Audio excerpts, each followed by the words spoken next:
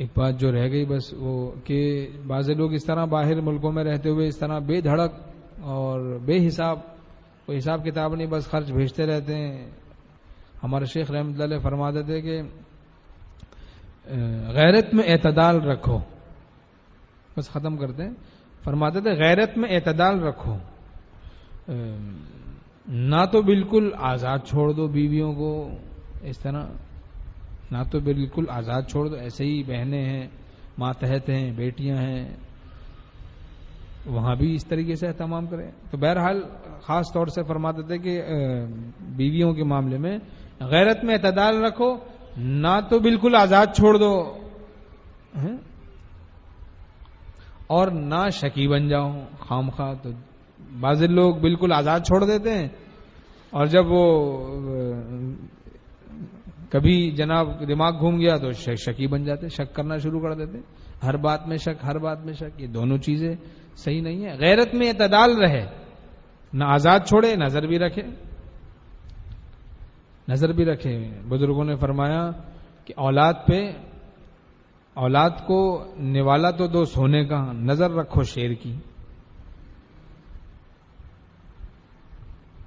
نوالا تو سونے کا کھلاؤ چاہو تو، یعنی خوب اچھا کھلاؤ، نظر شیر کی رکھو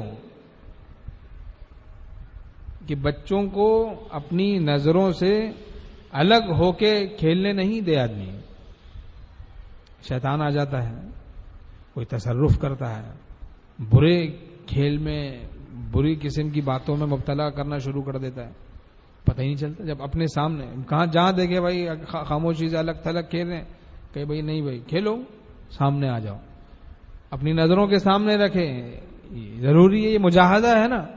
یا ایھا الذین آمنوا قوا انفسکم واہلیکم نارا، اے ایمان والو اپنے کو اپنے گھر والوں کو آگ سے بچاؤ. تو اسی طریقے سے خرچ بے دھڑک دے دینا، کوئی حساب کتاب ہی نہیں ہے. بعض گمراہ ہو جاتے ہیں اس طریقے سے، کیسے اسراف میں مبتلا ہو گئے، فضولیات میں مبتلا ہو گئے. اور بیچارہ جب کبھی اس کو دینی تقاضا ہوتا ہے، کہیں شیخ کے ساتھ سفر پہ جانا ہے، اسے اصلاح کے لیے پیسے ہی نہیں ہے پاس، کیا کرتے ہو بھائی؟ خدمت کرتا ہوں گھر والوں کی کہ ساری تنخواہ اٹھا کے گھر والوں کو دے دیتا ہوں.